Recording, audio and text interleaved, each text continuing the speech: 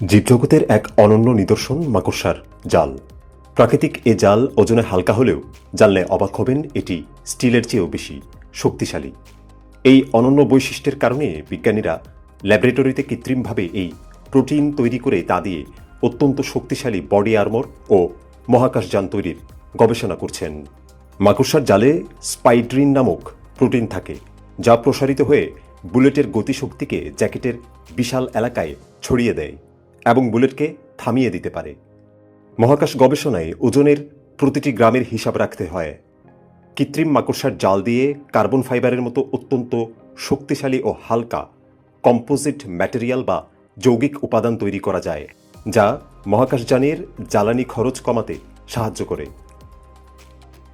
এমনকি অদূর ভবিষ্যতে পৃথিবী থেকে মহাকাশ পর্যন্ত স্পেস এলিভেটর বা ঝুলন্ত পথ তৈরিতে কার্বন ন্যানোটিউবের সাথে মাকড়সার জালের মতো শক্তিশালী ফাইবার মেশানোর সম্ভাবনা নিয়ে বিজ্ঞানীরা কাজ করছেন।